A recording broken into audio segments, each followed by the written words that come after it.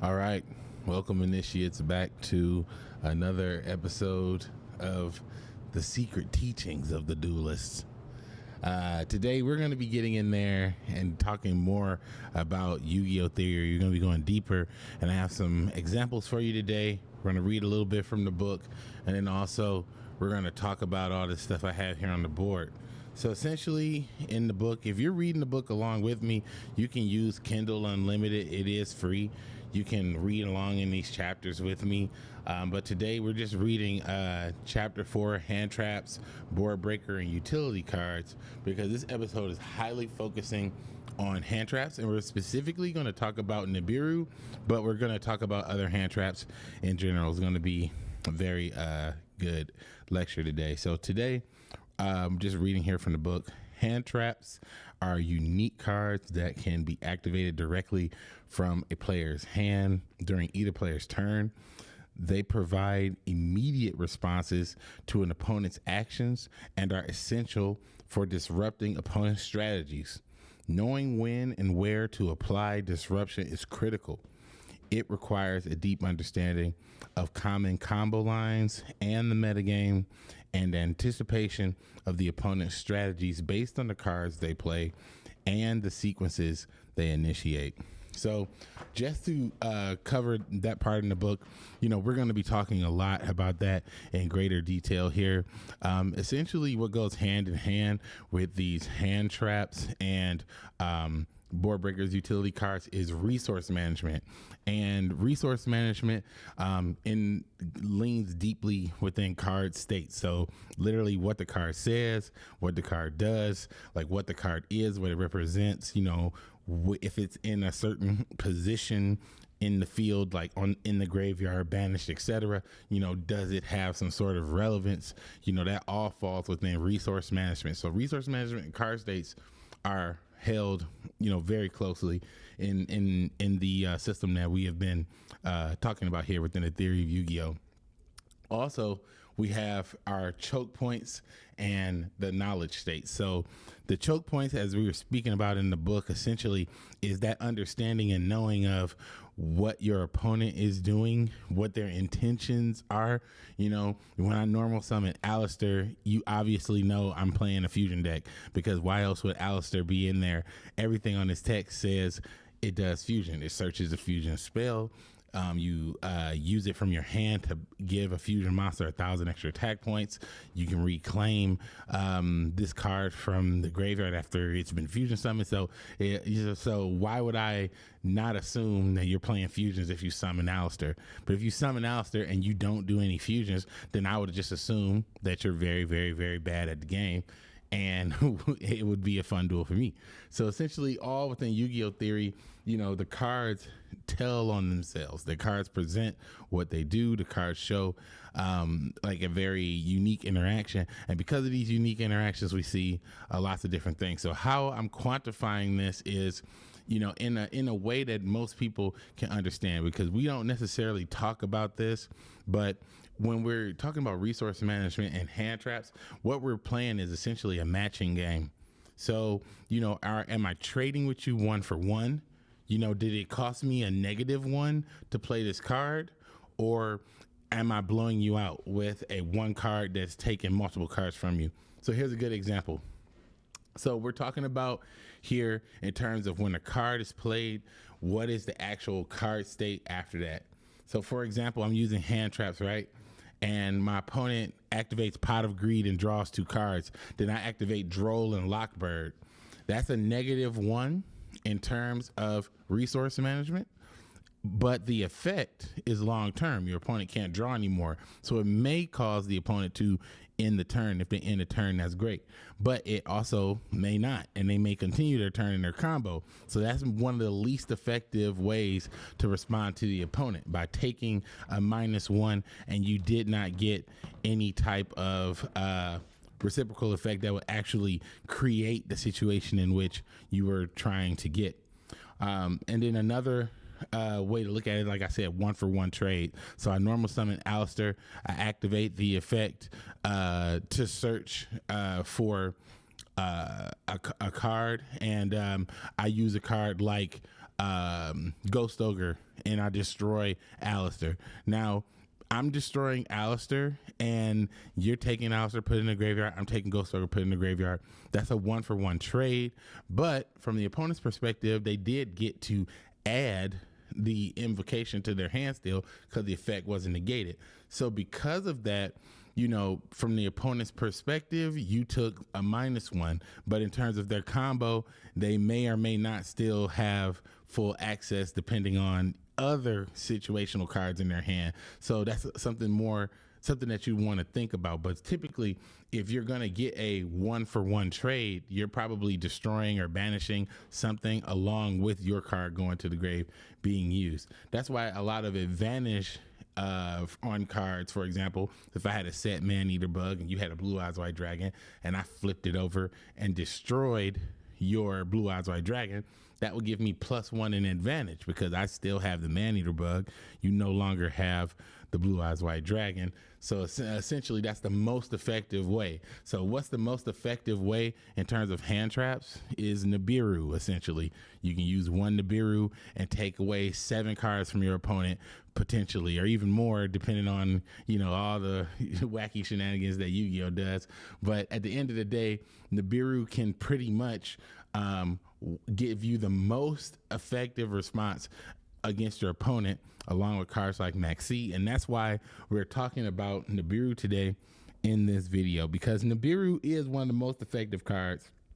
And you would see Nibiru played, and every time Nibiru is played, it is devastating. But sometimes Nibiru isn't enough, and sometimes Nibiru isn't the right fit. So that's why we want to ask ourselves this question, and this question really fits into that whole mental step within the Yu-Gi-Oh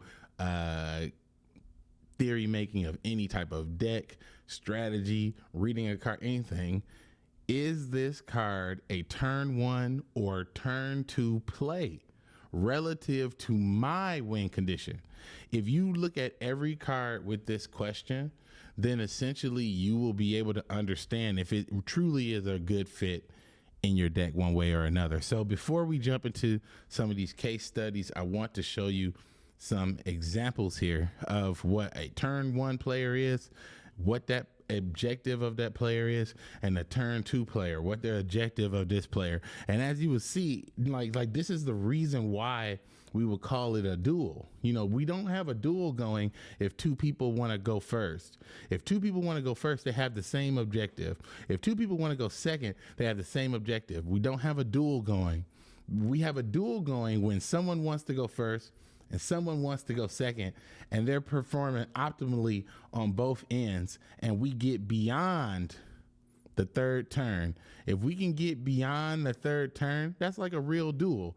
But essentially, you're having a match between these 2 people, because these things are very much dualistic. Like so check this out. Turn 1 player, the main objective, they have 3 objectives. These 3 objectives set the rule. So they want to establish that board. They want to play their archetype. They want to execute their strategy. They want to set the rule. That's the overall art. That's the delta. That's the meta contextual mindset. That's the thought process of the turn 1 player. The turn 2 player wants to break the rule. They're going second. They want to see the established rule completely for what it is, and they want to break that rule. Very, very clear, very easy to understand, but also, as I mentioned, it is very much dualistic. One wants to set rules, one wants to break the rule. And then essentially, the second objective is to establish a board with complex, non-obvious responses.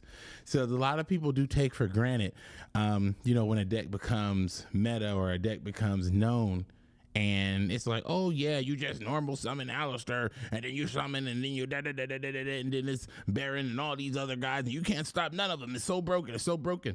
But we forget the nuance before that was mainstream. Before that was mainstream, it was very interesting to see these big negates on the board, plus hand traps, and maybe a graveyard effect. That was pretty interesting. But then when it becomes meta and everybody's playing it, it becomes annoying. It becomes irritating to see the same thing. But if you're a turn 2 player, you want to identify and neutralize or eliminate all potential responses. So essentially, it's a little game we're playing here. This person is creating a board with non-obvious points of entry. And this person wants to find and identify these non-obvious points of entry, because there is an interest to do that. Because if you can pinpoint these non-obvious points, you understand that there's a graveyard effect that has a pop under certain conditions. You ensure that you never meet that condition, or you get rid of that card. But the only way you're going to be able to do that is if you're a turn 2 player. The turn 1 player playing against another turn 1 player both want to set the rule and establish a board with complex, non-obvious responses, which is why everybody doesn't like hand traps. Because if you play hand traps against hand traps, as we've been discussing previously in the last video, going second is a nightmare for someone planning to go first, because they don't have anything to deal with the fully established board. They have cards that prevent people from establishing a board, because they're essentially countering themselves. They're countering their own strategy. They're having a mirror match. That's why we call it that. That's why we call it that. And I would tell you right now that a mirror match is 2 players that want to go first rather than 2 of the identical deck. Because if it's the identical deck, it definitely is a mirror match. But the intent is what matters here. And you want to set the rule and establish the board with non-obvious or complex responses, meaning you got a mix of monsters, back row, hand traps, graveyard, or banished, or whatever else your deck can do. Yu-Gi-Oh! Decks can do all kinds of stuff. And here's the third and final most important objective.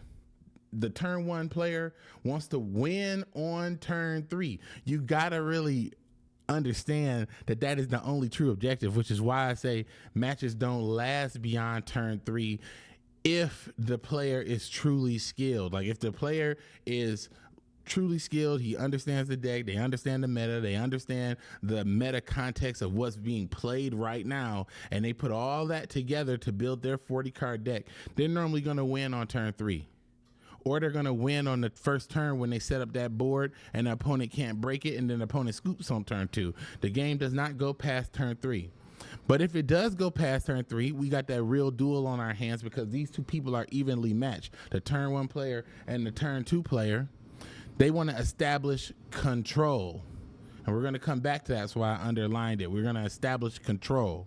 Now, the turn 2 player wants to win on turn 2. They want to win right now. They want to win on the first opportunity. They want to win on the first draw.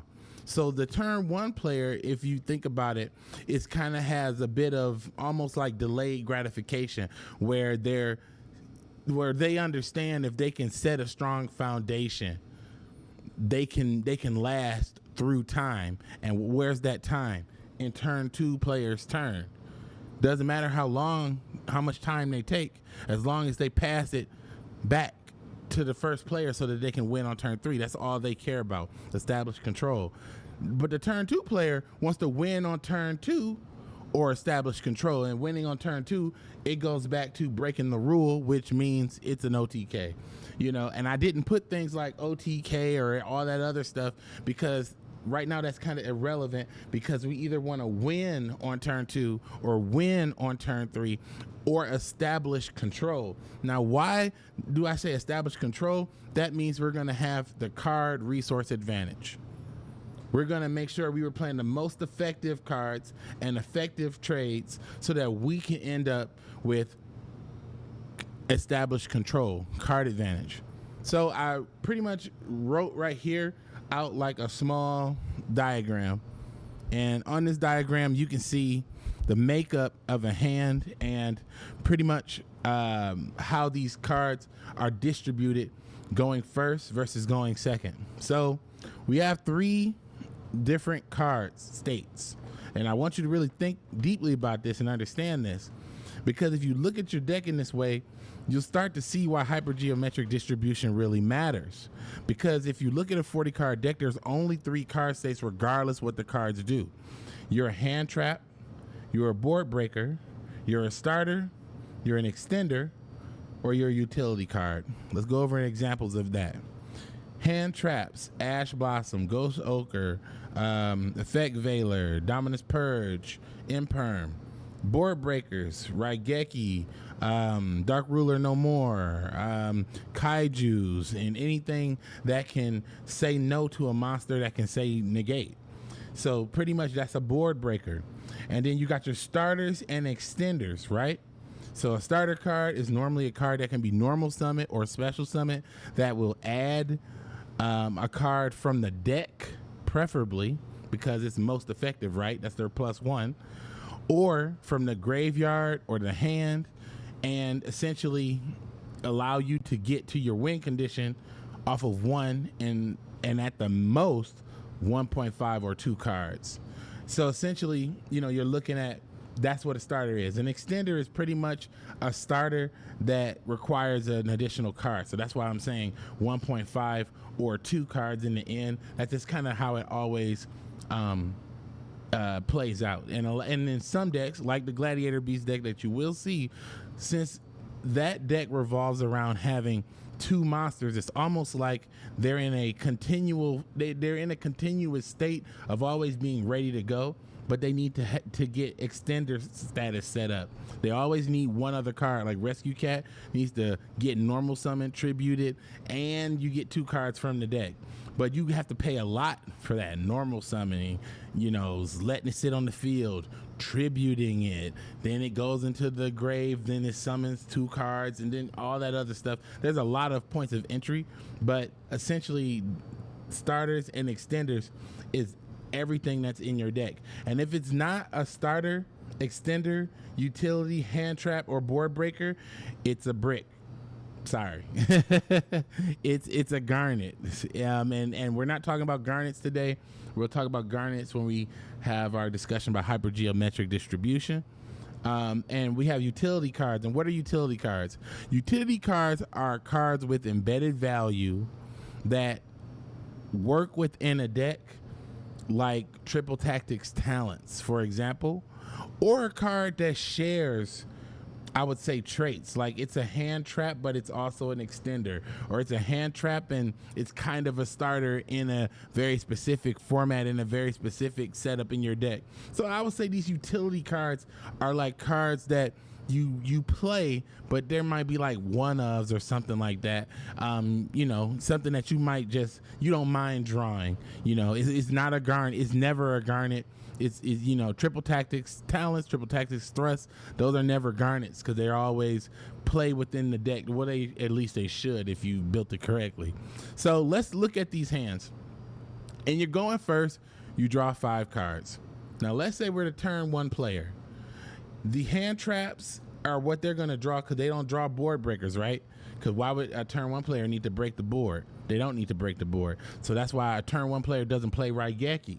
A turn 1 player doesn't play Heavy Storm, right? So when you're playing Master Duel and the guy opens up with Heavy Storm, you immediately should know that this guy is playing to go second. And that's why he didn't play a hand trap on you, because he drew into board breakers. So just giving you a little bit of food for thought there. But now we're assuming we're the turn 1 player and we draw up our 5 cards. We open starter, extender, starter, extender, starter, extender, hand trap, board breaker cards. But they're both hand traps. Yeah, I just said board breakers. But they're both hand trap cards. Essentially what you're looking at, if I'm going first, this is pretty much gas, because I'm going to either do a 1-for-1 trade playing against you, or make you do a -1 because you might ash a card or whatever. But when you ash, you're just taking a -1 if that card doesn't also go to the grave. So if you play Branded Fusion and then I play Ash, that's an excellent Ash Blossom. That's a 1-for-1 Ash. But if you normal summon Alistair and I Ash, that might be good because I didn't get Invocation. However, I still have a monster on the board. I can do a link. I can do plenty other things because a monster on board typically allows you to extend. So that's why that's important. So essentially, if I open with 3 starters or extenders, I'm a good going first because I can afford for these two cards to be dead cards in my hand, which will contribute to my non-obvious complex resource pool on turn 2. You see how this is starting to come together?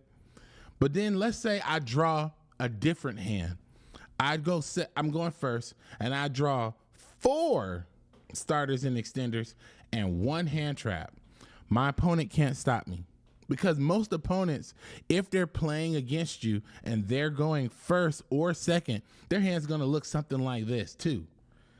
And if they open up like this, which is optimal going second, let's say you got 3 hand traps. Let's just say you got 3 hand traps. I can starter, and you match each one. You're either being effective or least effective, matching each one. But I still got 1 more extender. That means I can still set up a board because you didn't destroy all these cards.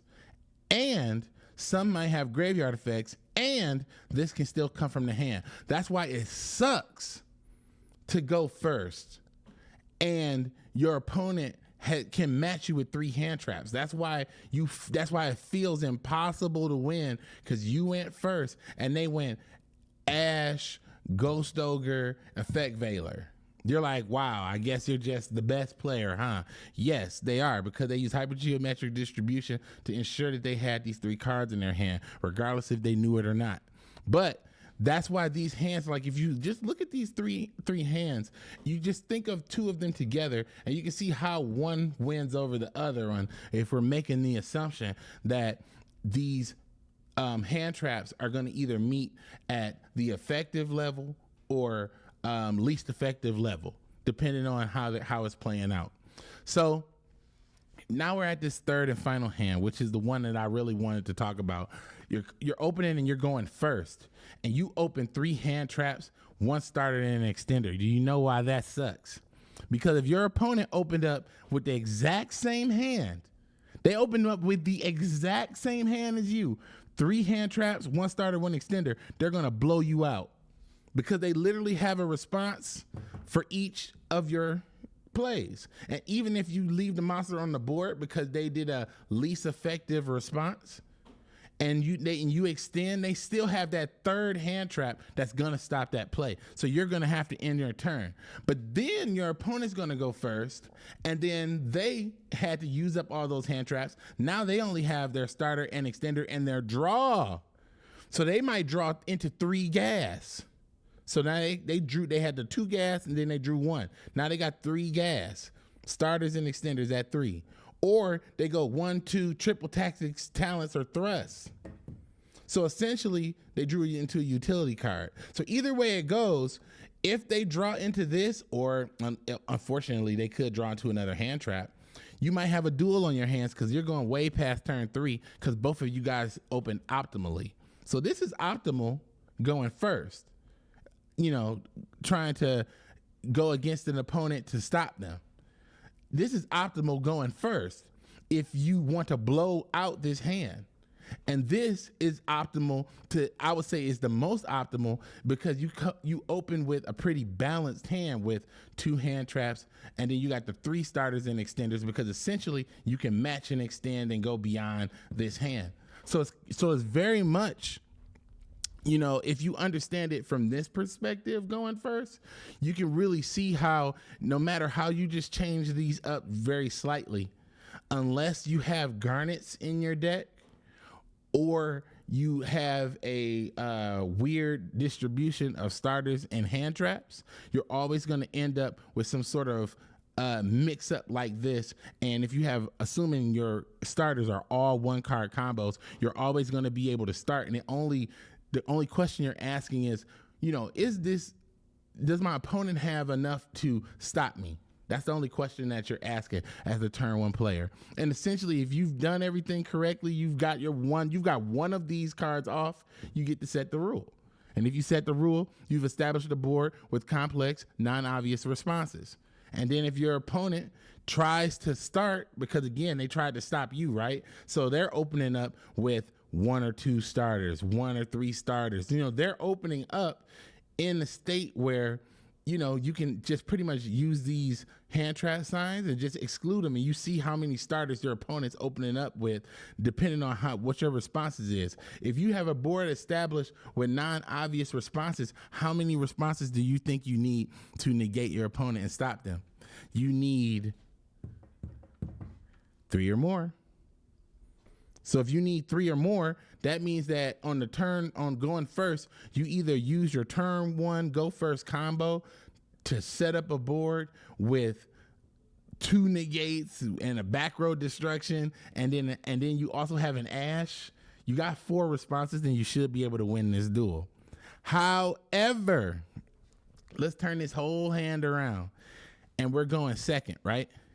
If I'm going second and I'm looking to break the rule because I've identified everything that you've done and where all your traps are, where all your pitfalls are, how you set things up for me, and I'm ready to win on the second turn, let's see how my hand looks. So let's just go ahead and take away hand traps, and we're going to say hand traps and board breakers. So not take it away, but we're more abstracting it. Hand traps and board breakers. And let's just say when I'm drawing up my first hand, this is what I open up with. I'm opening up with this hand, 1, 2, 3 starters, and I have 2 board breaker cards. The board breaker cards normally are cards that deal with the monster zones directly and broadly, because we want to have a most effective play. The spell zones directly, broadly, because we want to do a most effective play. You want to get a +1 or above. And we're not interested in trading, and we don't want to make least effective plays. So these are going to be Dark Ruler No More for me. That's the spell I use. It's going to be Harpy's Feather Duster, Heavy Storm, something like that. So if I open 3 starters, Harpy's Feather Duster, Dark Ruler No More, you will not see a response from me. You will go full combo, and depending on how these hand traps worked out, you'll have your established board of complex, non-obvious responses.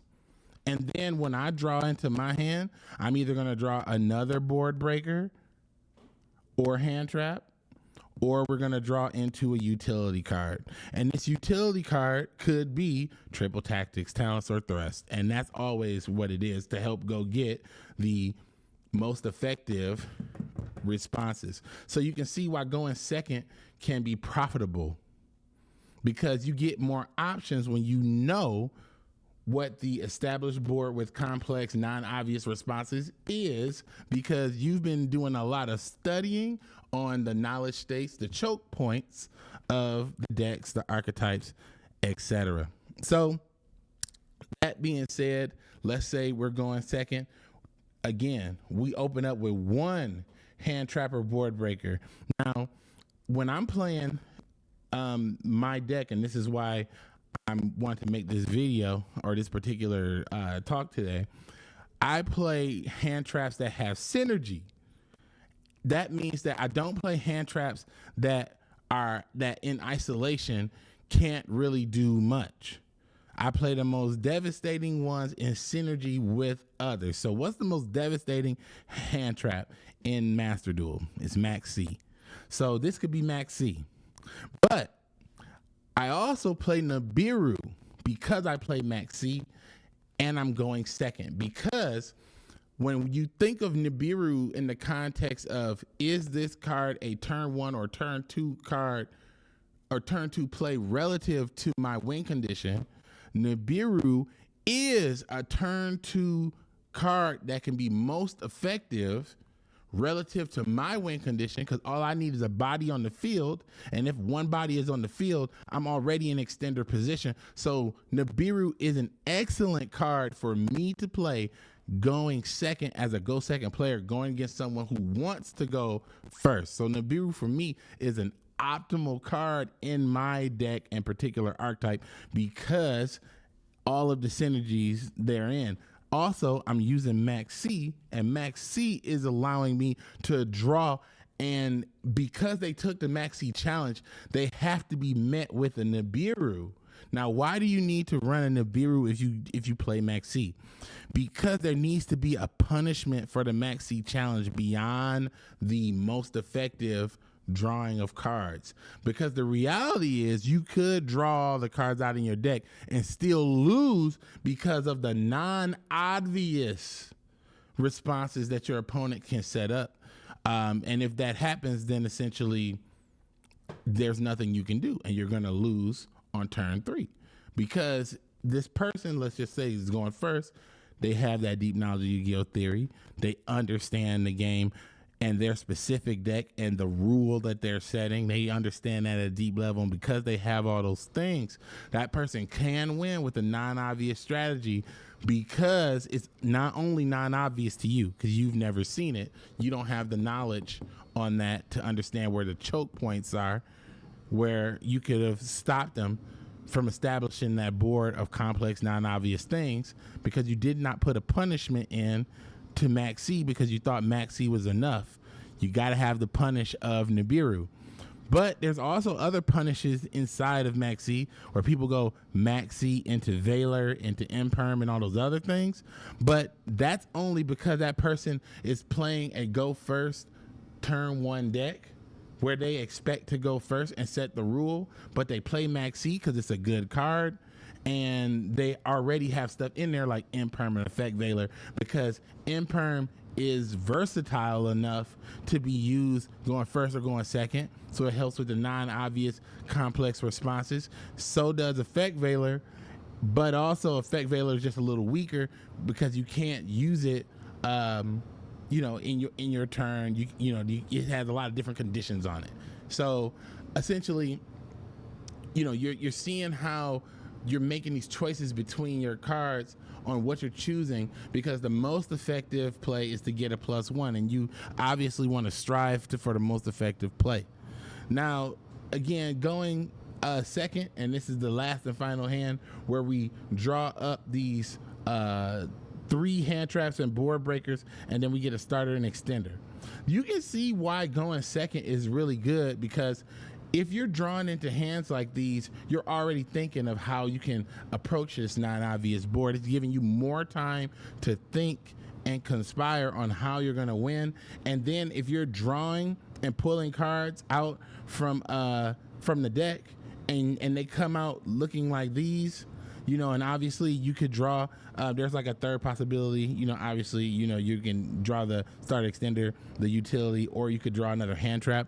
But the reason why I didn't put that third option there is because it becomes statistically lower the more of these cards you have in your hand due to your hypergeometric distribution rate, which we will definitely cover in the next episode. So while I was talking about these hand traps, now let's take a look at some live duel case studies where hand traps were used of, I would say, dubious judgment, to say the very least. But I think that is really relevant to watch some of these duels, especially this one right here.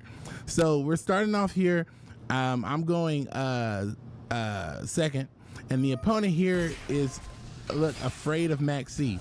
Now they activate this spell here, Lullaby of Obedience. They pay 2,000 life points to declare a card name, and they look in the deck and they take that card out and they summon it to their side of the field. This guy did that to take Max C away because he wanted to make sure he wasn't Max C'd. And you shouldn't do stuff like that. If you're playing your opponent, you want to play your game to set the rules. Don't worry too much about your opponent's cards. Like, this is really bad because you play this card and you took Max C out of the deck and you can't really do anything with it. Then you activated the Emblem Oath, which tells me what you're playing, and then I'm like, okay, he's playing Centurion. All I have is Ash, and I didn't use it on Lullaby of Obedience because, number one, I didn't have Max C in my hand, so that was irrelevant to me, and number two, because I'm going to use it to stop his starter or extender, especially as he brings it out from the special summon. So he special summons, uses the effect, I Ash, and then for him, that's it for him. That's it. He ends his turn after this. Now, the reason why I actually saved this duel is because he's using an obscure hand trap that I want to really point out and show you. This is this is a bad use case of things you should not do. So here I'm using Jistel's effect to summon the special summon, and he activates Spooky Dogwood. Now, there might be reasons that you do use this card. There could be a lot of different instances where Spooky Dogwood does come into effect. But the reason why you don't use Spooky Dogwood in this instance is essentially because this card is just going to give you life points. And you already saw he's playing cards like Lullaby of Obedience. He's playing a deck, I believe it's 55 or maybe 60 cards or something like that. If he's playing like a 55 card deck and he's playing all this stuff, I would recommend trimming that deck down and really getting at the heart of playing some better hand traps and extenders to kind of get deeper into the game here that we were showcasing. Because when you run cards like Spooky Dogwood under our schema, it's a least effective play, and with the least effective play, he's going to take a -1. But his goal here, or intent here, is to influence the game state by gaining more life points that he would be able to survive the turn. But you'll check this out and see. So essentially, what you're going to watch here, he's going to use Spooky Dogwood, and I'm going to just completely continue my entire combo because Ash was enough to stop this guy. Now, he also has a back row, but he doesn't really understand like what to do with that back row. So he's just kind of sitting on it for a really long time. And when you see what it is, you'll be pretty much shocked. But again, this is an example of a person who doesn't really understand what the choke points are.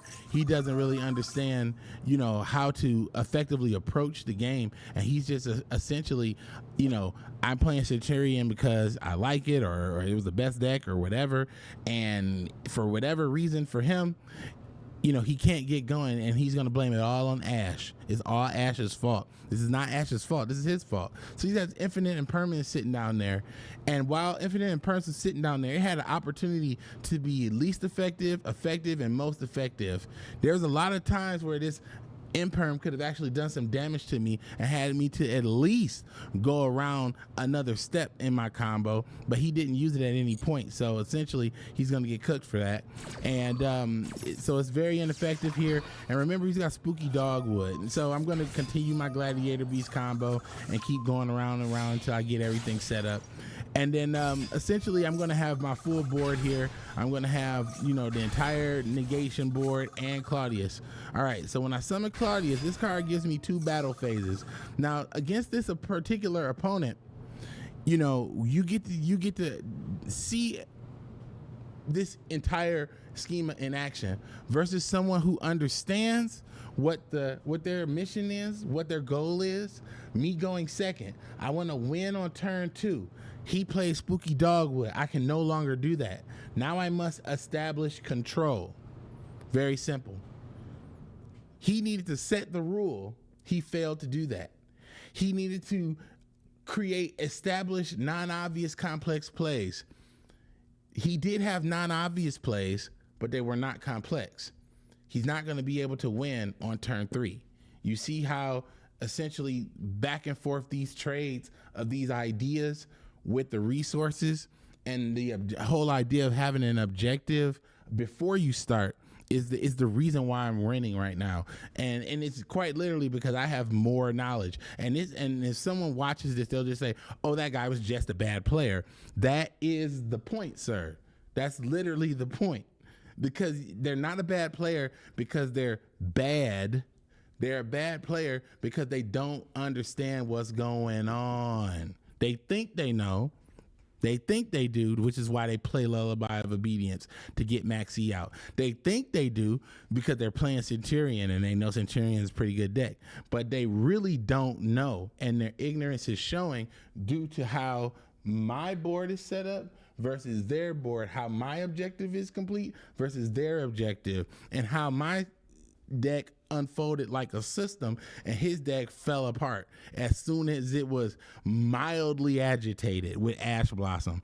And we continue. So basically, because of Spooky Dogwood, his life points have risen extremely high, but because of Gladiator Beast Claudius and 2 battle phases, I'm able to reduce his life points back down to 8,000, which essentially for me is between effective and most effective regarding that spooky dogwood, because number one, I obviously have established control and maintain card advantage, but also by taking his life points down to 8,000.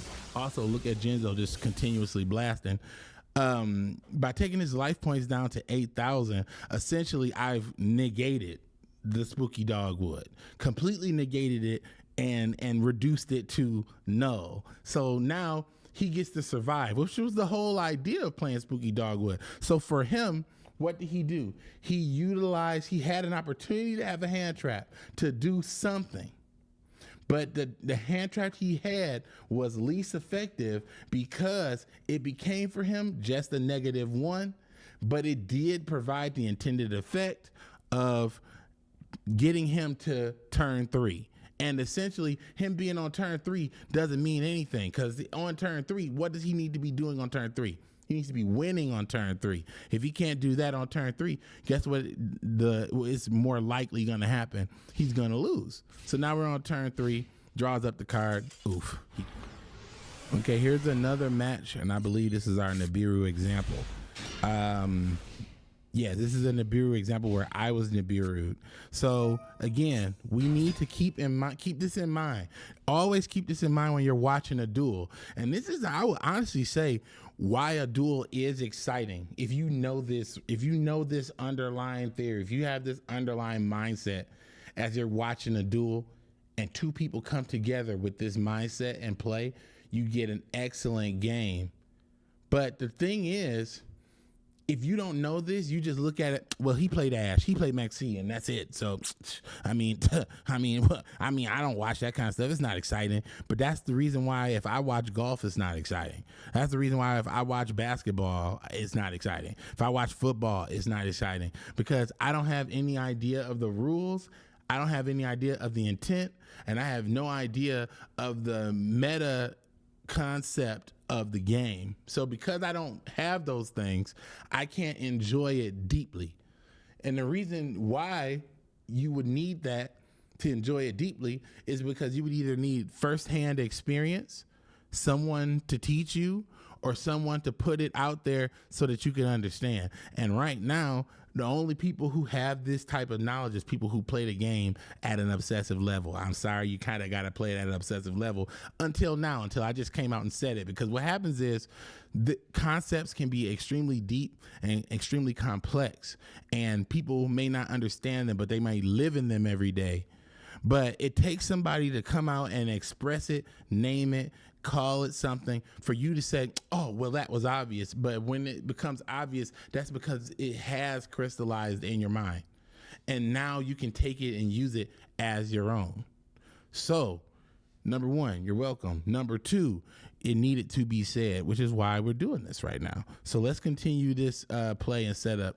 So this guy is going to play Sky Strikers. And I think I remember this person was particularly good at playing Sky Strikers because based on what he was doing here, essentially they get the entire board set up and they are going first. And I do not utilize Ash Blossom, and he is able to establish a board with complex, non-obvious responses.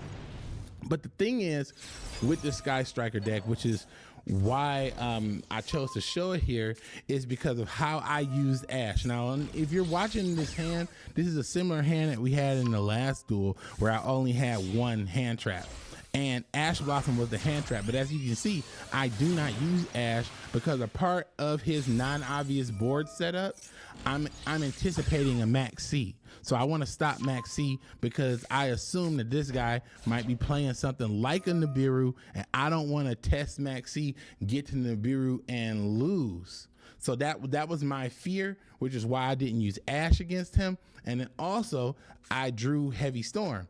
And I know, and as you can see, it's a one of, and I know Heavy Storm will dramatically disrupt and his established board of non-complex and obvious responses because it's most effective against Sky Striker, who sets stuff in the back row. So because I know I'm going to get the most effective use out of Heavy Storm, I can hold on to Ash because Ash is more valuable, or more effective when I'm trying to win going second, because we're going back to that whole idea of the turn 1 and turn 2 player and the objectives. So now he's going to go ahead and end the turn. Now this is actually something for me.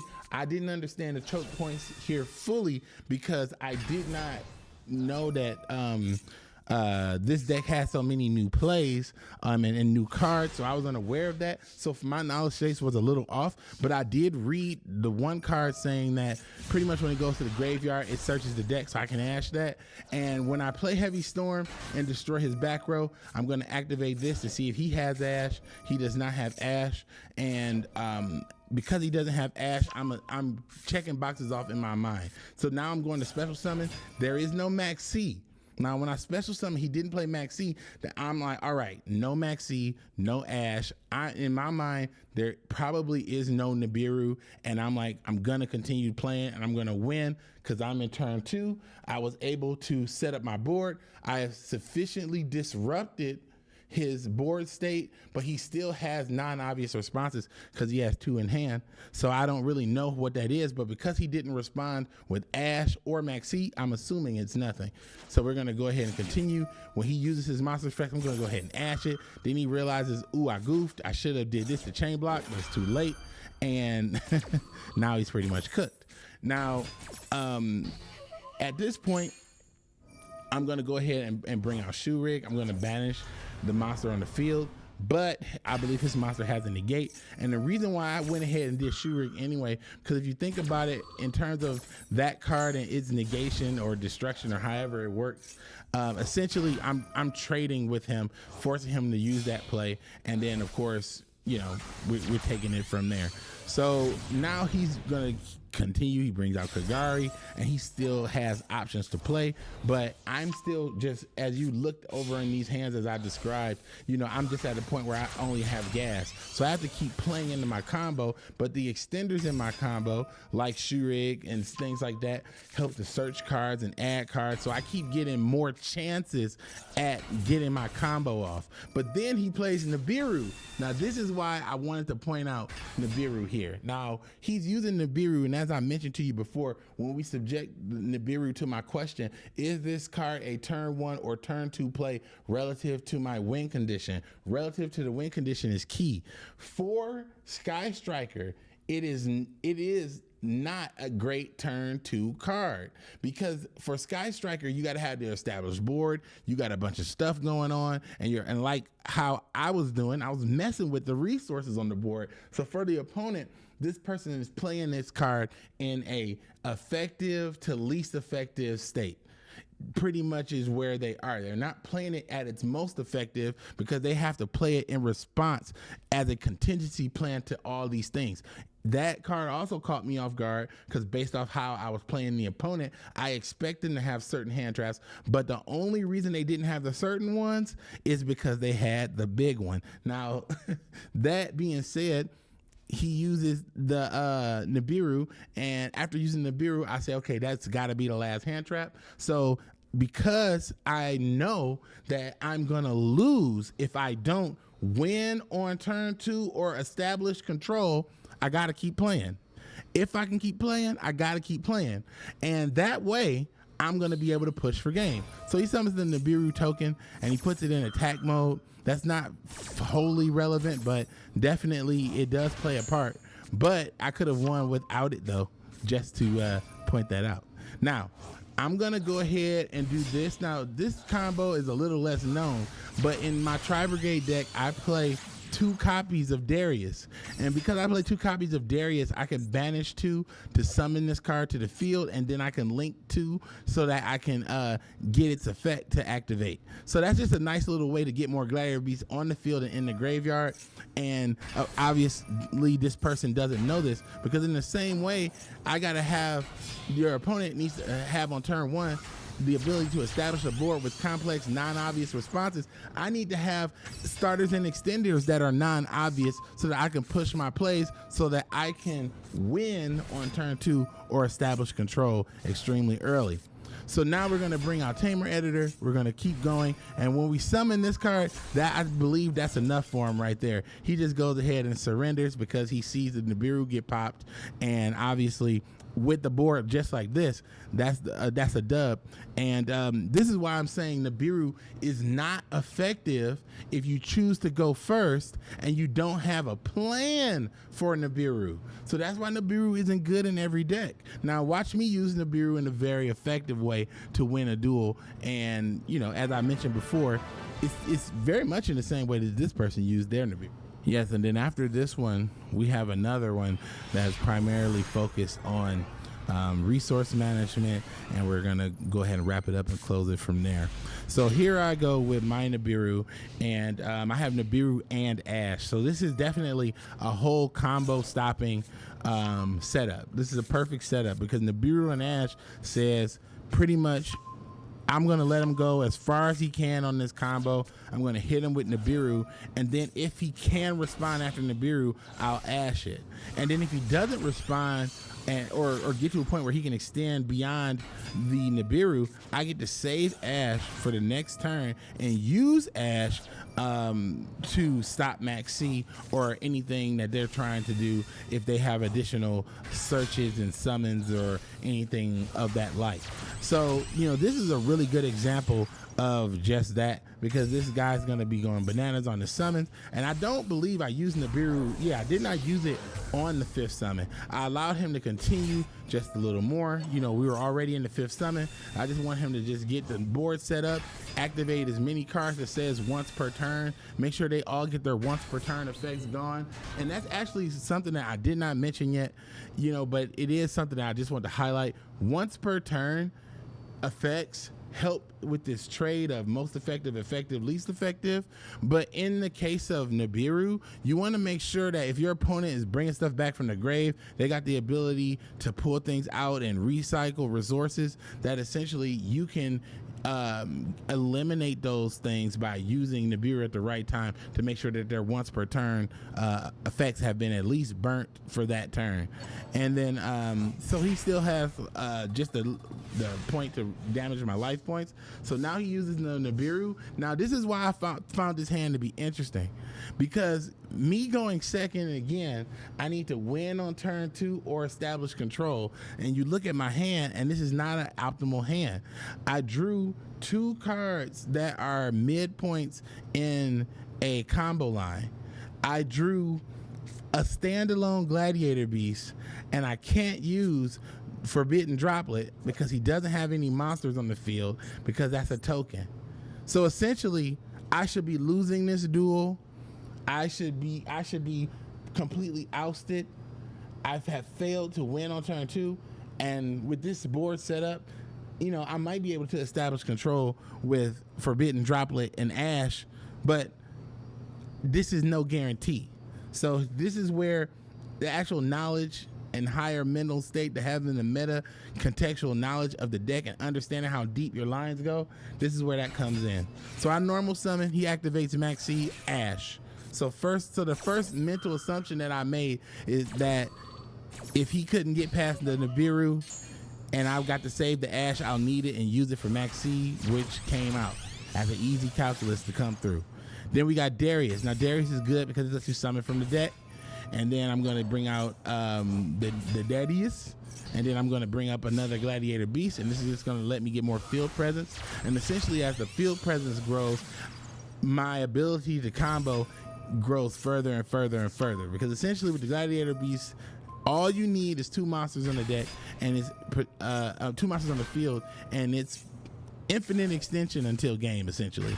Now, because we also have Gladiator Beast Claudius, it does put us in a position to also win with low resource usage. And because I was using Nibiru and it gave me that token, it gave me a monster on the board, this is the only reason I was able to establish this board. That was the only reason I was able to win. So essentially, as you saw me play Nibiru, I used Nibiru in the most effective way, because I used Nibiru to clear the entire board. Then I used the Nibiru actual monster as a ladder to become an extender. And then the Ash Blossom that I had worked as cover for the play for Nibiru. And now I was able to set up a board with Gladiator Beast Claudius and Test Panther to do what? Win on turn 2. Period. That's it. Doesn't matter if it was clean or messy, because why? Why am I able to win on turn 2? Because Nibiru is a card that I should play on turn 2 that is relative to my win condition. And as you can see, I'm deploying the win condition right now. So we give double battle with 37 and 800, and we go ahead and do that twice for game, and the opponent loses on turn 2. So this is the reason why we have this whole idea and the schema, because if this whole idea and schema is set up and you build your deck towards these parameters and you use hypergeometric distribution to balance your key cards, to balance your hand traps, board breakers, starters, extenders, and utilities, and if you've got garnets, manage those effectively, then you'll be able to execute on your strategy every single time, which is why it's extremely important to choose. Are you a turn 1 deck or a turn 2 deck, and to fall into line with that, which are archetype and your gameplay.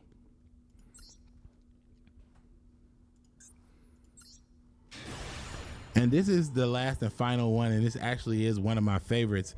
This one right here is a perfect case study example of resource management. Since we started out this entire conversation with resource management, I think it's important to play this particular deck or this particular replay. So again, I have opened, you see this hand right here? I've opened the example here, the example number 2, all gas and 1 hand trap. Board breaker, which is Dark Ruler No More. So you know these are real examples. You need to save some replays and take a look and see if you draw some hands like this. But this person's gonna do full combo, and they're playing they're playing this. They've got the witch, they've got the doggone they got everything in this one. They got that fire truck thing. You know, it's pretty much resource heaven. This guy's gonna end with 5 in the back row and 6 monsters on board. So he's gonna end with everything on board, and he's gonna end with a card in hand, I believe. So essentially this person is max resources, and so that's what makes this the perfect example for our case study, and this is the reason why I had to show you this duel. So this guy's going to continue to do this combo. It's a very long combo. This is a very long duel, and essentially I'm going to show you like what his actual card advantage is and like what he was able to do, and it is phenomenal. It is amazing. Because, I mean, to be able to set up a board like this is pretty crazy. And to have so many responses. Okay, here we go. So you go ahead and set that last one. So, okay, look. So you're going to end your turn. This guy ends on the turn with 6 monsters. And of the 6 monsters, I believe 2 of them have effects. And see, and this is where I say establish a board of complex, non-obvious responses. If you got to read, their opponent puts you in the non-obvious zone. If you got to read and you don't already know it, you are in a non-obvious zone. So he put me in non-obvious zone with this. Even now, I don't even know everything. But that's the whole idea of running board breakers. You don't need to know everything. All you need to know is where you're most effective. And that's the cheat code. Now, I can go into my mission of breaking the rule. I've already identified that he's put me in non-obvious, so I've identified what I could. Because just because you missed something doesn't mean that you're going to fail. You missed it, but just keep a note for next time. And then it looks like I should be able to establish control, because after I activate Dark Ruler No More, the effect of that says that your opponent can't take any battle damage. So I can't win, but I can establish control, which is why I play it. So we're going to go ahead and play. And as you see, I drew into more gas. So look, boom, boom, boom, boom, boom. Unlikely, but it happened. I drew into more gas. So you got 5 gas and 1 board breaker. And against this guy, I'm going to need way more than 1 board breaker. But the reason why the deck is competitive, the reason why you can play this deck, the reason why I'm good I'm competitive, you know. The reason why I'm all those things is because I got this Yu-Gi-Oh theory locked in deeply. So as I play my deck, a lot of the cards have embedded value. They have utility. And so that means that these cards fall within the zone in between starter, extender, hand trap, board breaker, like Shurig, Ominous Omen. That card can be summoned from Link Summoning, summoned through the Tri-Brigades effect. When it hits the field, it banishes a card. It means it's a go second card. And then when it leaves the field, it can search my deck for a starter or extender. So essentially, what is Shurig the Ominous Omen? A straight good utility card. It's a great board breaker card, and it's a starter card. Shurig the Ominous Omen is one of the best cards in the game. Best cards in my deck. So go ahead and activate Dark Ruler No More. We get the party started. No solemn judgment. Everybody be quiet. So now Dark Ruler No More shuts the entire monster board off, but I know I must contend with the back row. Then I activate a search, and he activates Ash. And that's why I led with that, because if I'm leading with that and I'm baiting the Ash, so I got his one hand trap out of his hand. So in the same way that I looked at the hand and it drew like this, my opponent drew this too. My opponent drew one hand trap and a bunch of gas, and all his gas manifested into all of that. Now, he opened with 5 cards. He got +7. +7 off of 4 resources is pretty good. So let's go ahead and just continue. He negates that card, and then I go ahead and go into a second play. And now I know by going into this play, I'm pretty much at a point where I don't want to blow my normal summon. And that's how you should always play. You should play from your special summon into your normal summon. Normal summon should be last. There's Shurig the Ominous Omen. We're gonna start attacking this back row. So he's activating the card in response to Shurig's effect. He's trying to stop Shurig. He destroyed it, but he did not negate it. So I get to take a back row from him. So again, I keep playing, and I'm playing towards his back row. So essentially, he only has 2 resources right now against my 2 resources, and we're kind of just playing card for card right now. But I'm trying to eliminate his options while I'm setting up this established control, because remember, I can't win the duel this turn because I play Dark Ruler No More. So now I'm going to get deeper into my combo. I'm just continuing to build more resources right now, because at this point, I'm in a position where I have to do something about those cards in this back row. So he's activating his monster effect. He probably got tired of that card constantly asking him, does he want to respond? And he just got sick of it, or he forgot. Either way, but he used it and it was negated from Dark Ruler No More. Or maybe he even thought that it would still work because it's going in the graveyard, but Dark Ruler No More says no. And he actually broke my combo here because he didn't know that. He didn't know this, but when he used that trap card and he summoned my monster to his field, he actually broke my combo, because I couldn't summon Claudius, and I was going to use Claudius to help wipe his board out. But instead, I'm just going to keep comboing. And this guy's just pretty much, I believe, going to get sick of it at this point, because now, yeah, he's sick of it at this point, because now, as I told you before, like the resource game is starting to become obvious to him. And as the pressure from the resource game is coming in, he's starting to realize, as a turn 1 player, he cannot win on turn 3 or establish control. And essentially, he surrendered. So, that was it for today. I really appreciate you guys watching. Make sure you pick up Revival of the Duelist. You can read it for free on Kindle Unlimited, and also you can pick it up on Amazon.com. I'll see you guys in the next episode, where we talk more about Yu-Gi-Oh! Theory and the hypergeometric distribution.